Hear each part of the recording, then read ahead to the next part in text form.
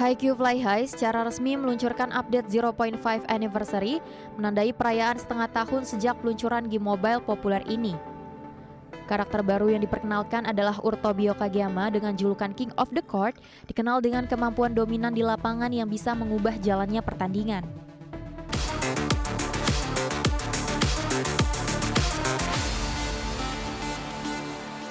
Kembali di Prime Market Highlight pemirsa, Haikyuu Fly High secara resmi meluncurkan update 0.5 Anniversary menandai perayaan setengah tahun sejak peluncuran game mobile populer ini. Ya, dalam update ini Garena menghadirkan duo legendaris Tobio Kageyama dan Soyo Hinata sebagai karakter kuat yang sangat ditunggu penggemar. Haikyuu Fly High secara resmi meluncurkan update 0.5 Anniversary, menandai perayaan setengah tahun sejak peluncuran game mobile populer ini. Karakter baru yang diperkenalkan adalah Urtobio Kageyama dengan julukan King of the Court, dikenal dengan kemampuan dominan di lapangan yang bisa mengubah jalannya pertandingan. Kehadiran Kageyama memberi tantangan baru sekaligus potensi strategi yang lebih tinggi bagi tim pemain. Hadir pula SP Soyo Hinata, karakter dengan desain baru tema Sakura dan energi eksplosif yang melengkapi pasangan ini dalam formasi Freak Week yang legendaris. Sebagai bagian dari perayaan 0.5 Anniversary, Garena menyiapkan event khusus seperti Daily Winter Wonders, di mana pemain bisa login harian untuk mengklaim hadiah beragam seperti tiket rekrut Supreme, Ultra, dan Memory. Ada juga event Winter Treasure Hunt yang mendorong pemain menyelesaikan misi untuk mendapatkan hadiah menarik seperti tiket rekrut level atas, voucher, bahkan diamond. Selain itu, Garena menyediakan kode penukaran khusus yang akan aktif pada 24 hingga 25 Desember 2025 untuk hadiah ekstra bagi komunitas pemain. Dengan event spesial, hadiah login melimpah, dan kesempatan rekrut karakter eksklusif, pembaruan ini diharapkan menjaga engagement pemain selama musim perayaan akhir tahun. Kehadiran duo Freak Week juga memberikan kesempatan bagi pemain baru maupun veteran untuk mengeksplorasi meta permainan dengan strategi tim yang lebih dinamis. Garena menekankan bahwa event ini tersedia terbatas hingga akhir Desember, sehingga pemain dipersilahkan untuk aktif berpartisipasi sebelum periode berakhir. Berbagai sumber, IDX Channel. YouTube memutuskan berhenti mengirimkan data pemutaran musik ke Billboard mulai Januari 2026. Langkah ini diambil karena sistem penghitungan tanggal lagu dinilai tidak adil dan merugikan penggemar serta artis. Platform berbagi video YouTube resmi mengumumkan akan menghentikan pengiriman data pemutaran musik ke Billboard. Kebijakan ini akan berlaku mulai 16 Januari 2026 dan menjadi titik balik dalam hubungan kedua pihak yang selama ini menjadi rujukan tanggal lagu global. Keputusan tersebut dipicu oleh sistem penghitungan Billboard yang memberikan bobot lebih besar pada layanan streaming berbayar. Menurut YouTube, metode ini sudah tidak relevan karena mengabaikan kontribusi miliaran penggemar yang mengakses musik melalui streaming berbasis iklan. YouTube menegaskan setiap pemutaran lagu memiliki nilai yang sama terlepas dari status langganan pengguna. Perusahaan menilai penggemar non-langganan juga memberikan kontribusi besar terhadap ekosistem musik digital termasuk pendapatan iklan bagi industri. YouTube menyebut keputusan ini diambil setelah melalui diskusi panjang dengan pihak Billboard. Namun hasil pembicaraan dinilai belum mencerminkan penghargaan yang adil bagi artis dan penggemar YouTube, sehingga putusan pengiriman data pun diambil. Meski menghentikan pengiriman data ke Billboard, YouTube menegaskan tetap berkomitmen mendorong tanggal lagu musik yang lebih adil dan inklusif. YouTube juga menyatakan masih membuka peluang untuk kembali bekerjasama dengan Billboard apabila terdapat kesepakatan baru yang menghargai setiap penggemar dan setiap pemutaran.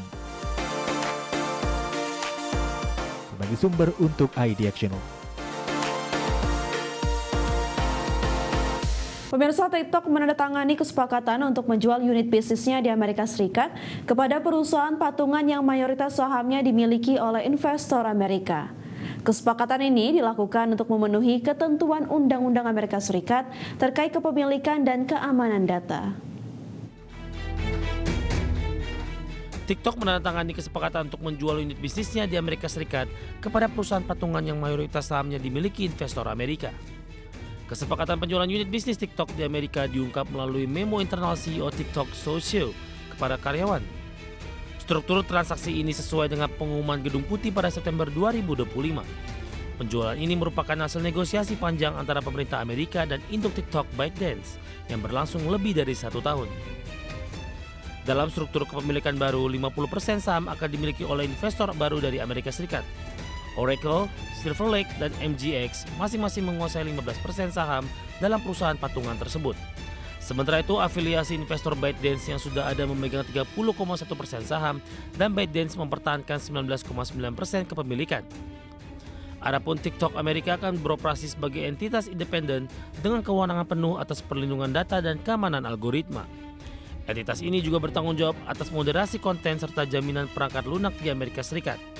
ByteDance akan melisensikan teknologi rekomendasi AI kepada TikTok Amerika dengan sistem baru yang diamankan oleh Oracle. Kesepakatan ini sejalan dengan undang-undang Amerika yang mewajibkan TikTok dijual kepada investor domestik atau dilarang beroperasi. Presiden Donald Trump telah beberapa kali memperpanjang tenggat aturan tersebut sejak kembali menjabat. Tenggat waktu terbaru ditetapkan pada Januari 2026 bertepatan dengan rencana penutupan transaksi ini. Berbagai sumber ada exchange.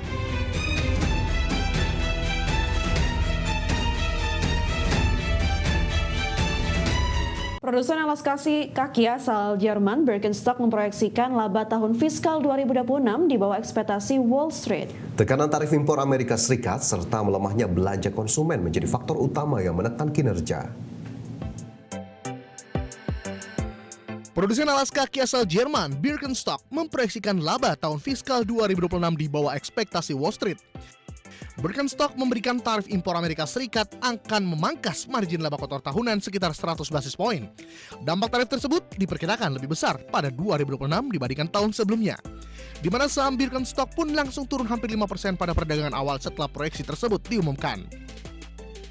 Perusahaan memproyeksikan margin laba kotor tahun fiskal 2026 berada di kisaran 57 hingga 57,5%. Angka ini turun dibandingkan margin 59,1% yang dicatatkan pada 2025. Sementara laba per saham yang disesuaikan diperkirakan berada di rentang 1,90 hingga 2,05 euro, lebih rendah dari ekspektasi pasar. Meski menghadapi tekanan eksternal, Birkenstock menilai fundamental bisnis tetap solid. Perusahaan terus memperluas jaringan retail dengan membuka 30 toko sepanjang tahun ini dan menargetkan 40 toko baru pada 2026. Strategi ini didukung peluncuran koleksi baru dan edisi musiman untuk menarik konsumen muda berpenghasilan tinggi. Berbagai sumber, IDX Channel. Kembali bersama kami, pemirsa, pasar kartu grafis global terancam kembali bergejolak pada tahun 2026. Ya, Nvidia dikabarkan akan memangkas pasokan GPU RTX 50 hingga hampir 40% yang berpotensi memicu kelangkaan dan kenaikan harga di pasar konsumen. Kabar kurang sedap datang dari pasar kartu grafis global. Nvidia disebut tengah merencanakan pemangkasan pasokan GPU generasi terbaru RTX 50 pada tahun 2026 dengan penurunan yang dikabarkan mencapai hampir 40%. Meski belum ada pernyataan resmi dari Nvidia, sejumlah laporan menyebut kenaikan biaya komponen memori menjadi pemicu utama setelah perusahaan seperti Micron dikabarkan mengalihkan fokus dari pasar konsumen ke segmentasi server AI yang dinilai lebih menguntungkan.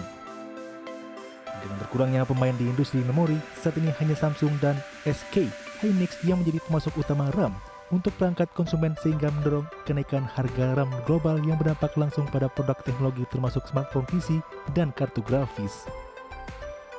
Pemangkasan pasokan RTX 50 dikabarkan akan paling terasa pada model kelas menengah ke bawah, RTX 5060 Ti dan RTX 5070 Ti, yang selama ini menjadi pilihan ideal gamer akan menawarkan VRAM 12GB dengan harga relatif terjangkau diprediksi akan semakin sulit ditemukan di pasar. Kondisi kelangkaan pasokan ini berisiko memicu kenaikan harga di tingkat retail dan reseller, meski Nvidia dikabarkan berupaya menahan harga resmi.